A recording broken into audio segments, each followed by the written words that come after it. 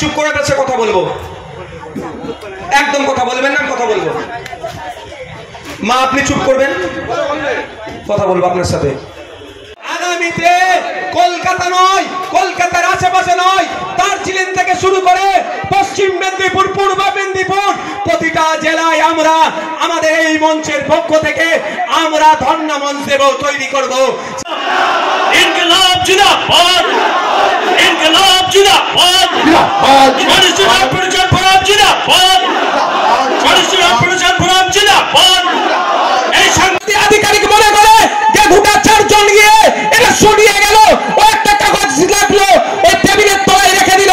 আধিকারিক সব এখানে আইবির মাধ্যমে আধিকারিক সহমন্ত্রী মহাশয়কে বলতে চাই, আগামী দিনে কিন্তু আমরা বিসিডব্লিউ দপ্তরের সামনে গিয়ে অবস্থান বিক্ষোভে বসতে আমরা বাধ্য হব। দাঁড়াও ভাই, টাইম নেই, পরে স্লোগান দেবে, এটা মাথায় রাখবেন। এখানে আইবি এসবির মাধ্যমে জানাতে চাই, আমরা শুধুমাত্র একটা প্রতিনিধি দলের মাধ্যমে আপনাদেরকে সচেতন করতে চাইছি। আমরা একটা নির্দিষ্ট সময় পর্যন্ত দেখছি যারা ওবিসি এ ক্যাটাগরি থেকে ওবিসি বি ক্যাটাগরিতে গেল, কোন সার্ভের ভিত্তিতে গেল সেটাও পাবলিক করতে হবে। বি থেকে যারা এতে আসলো কোন সার্ভের ভিত্তিতে আনা হলো সেটাও প্রমাণ করাতে হবে। যদি তথ্য না থাকে পুরোটাই সায়েন্টিফিক হতে যান, ব্যাকওয়ার্ড ক্লাসেস অ্যাক্টকে মান্যতা দিয়ে আপনারা সার্ভে করুন, বিজ্ঞানসম্মতভাবে সার্ভে করে যারা এতে থাকার কথা তাকে এতে রাখুন, যাকে বিতে রাখার কথা তাকে বিতে রাখুন। ওই অযথা মায়া কান্না কেটে সংখ্যালঘুদের সেজে সংখ্যালঘুদের গলায় ছুরি চালাবেন না। আর এই ছুরি শুধু চলছে না, একে তো চাকরি থেকে এরা, চাকরি শিক্ষা বিভিন্ন ক্ষেত্রে এরা এদের সংরক্ষণ পাচ্ছে না, অপরদিকে অন্যান্য সমাজের মানুষের কাছে লাঞ্ছিত বঞ্চিত হচ্ছে, মুসলমানদের নাকি তোষণ হচ্ছে, এই গল্প শোনানো হচ্ছে। সুতরাং গল্প নয়, বাস্তবে চাই সংখ্যালঘু তোষণ বন্ধ করো, সংখ্যালঘু তোষণ আমরা বলছি বন্ধ করো, প্রকৃত অর্থে সংখ্যালঘুদের যে অধিকার সেটা তাদের বুঝিয়ে দাও। মাইকে ভাষণ দিচ্ছে সংখ্যালঘু তোষণ, সংখ্যালঘু তোষণের নামে শোষণ হচ্ছে।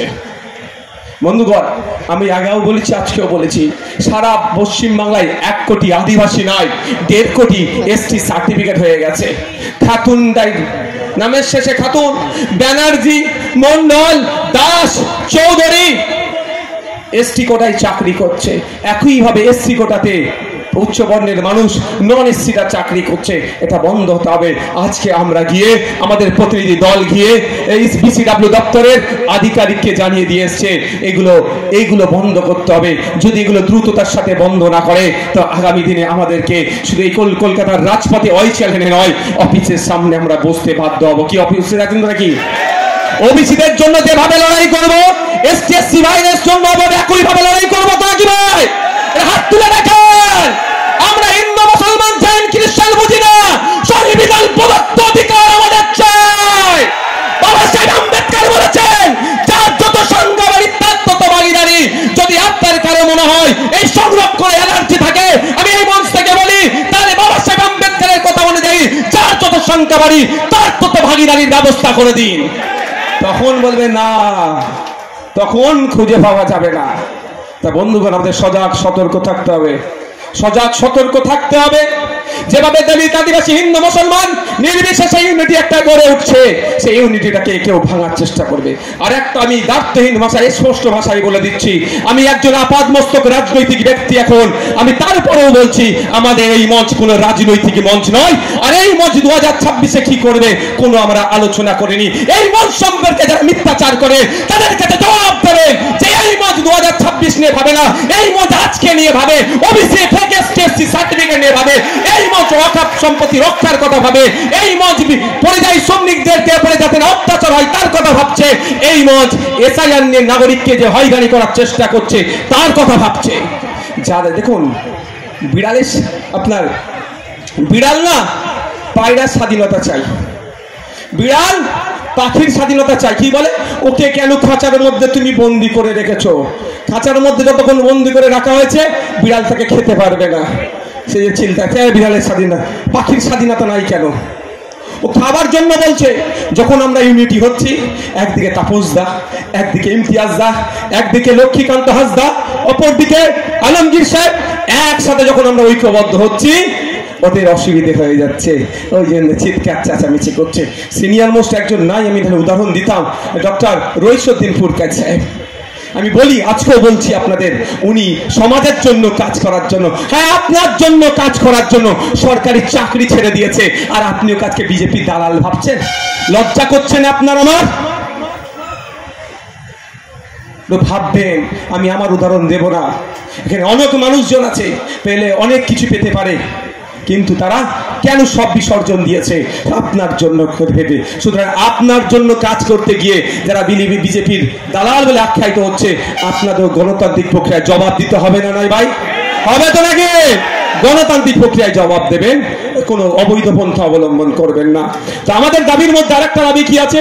পরিযায়ী শ্রমিকদের, বাঙালি পরিযায়ী শ্রমিকদের উপর অত্যাচার বন্ধ করতে হবে। হ্যাঁ আমি বলছি, আমি আপনাদের বলি, যদি আমার রাজ্যের মুখ্যমন্ত্রী চায় ভিন্ন রাজ্যে আমার যে শ্রমিকগুলো আক্রান্ত হচ্ছে, সত্যিকারের অর্থে বন্ধ করা দরকার, 24 ঘন্টা যাবে না, অত্যাচার বন্ধ হয়ে যাবে। কিন্তু মুখ্যমন্ত্রী তো চাইছে না। মার খাচ্ছে কে? লক্ষ্মীকান্ত হাসদার বাড়ির ছেলে। মার খাচ্ছে কে? ইমতিয়াজ মোল্লার বাড়ির ছেলে। মার খাচ্ছে কে? আপনার দলিত বাড়ির ছেলে। মার খাচ্ছে কে? সবই পিছড়ে বর্গের বাড়ির ছেলে। ওই জন্যই টনক নড়ছে না। মার হয়ে খেয়ে লাশ হয়ে দীপু দাস বাড়িতে ফিরে আসছে, মার খেয়ে লাশ হয়ে সোমনাথ বাড়িতে ফিরে আসছে, মার খেয়ে লাশ হয়ে আফরাজুল বাড়িতে ফিরে আসছে, মার খেয়ে লাশ হয়ে সাবির মল্লিক বাড়িতে ফিরে আসছে।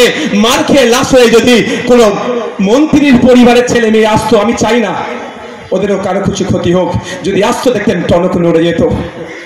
মার খেয়ে পড়ে আসছে ভোটারদের বাড়ির ছেলেরা, তো ওই জন্য টনক লড়ছে না। তাই আমাদেরকে টনক নড়াতে হবে, মুখ্যমন্ত্রীকে দায়িত্ব নিতে হবে।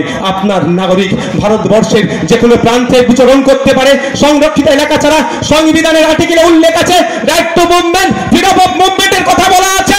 আমি ভারতবর্ষের যে কোনো প্রান্তে গিয়ে আমি বিচরণ করতে পারি, আমি ব্যবসা করতে পারি, আমি বাড়ি তৈরি করতে পারি, সংরক্ষিত এলাকা ছাড়া। তাহলে যখন আমার উপরে আক্রমণ এসছে, কেন্দ্র সরকারকে বলা দরকার, রাজ্য সরকারকে বলা দরকার। কেন্দ্র রাজ্য সরকার যদি আমার কথাই গ্রাহ্য না করে, আমার শ্রমিকের উপরে আক্রমণ না বন্ধ করে তারা, বা আক্রমণ বন্ধ করার জন্য তারা দায়িত্ব না নেয়, সংবিধানে প্রভিশন আছে, রাজ্য সংঘাত হলে, কেন্দ্র রাজ্য সংঘাত হলে you have to go supreme court.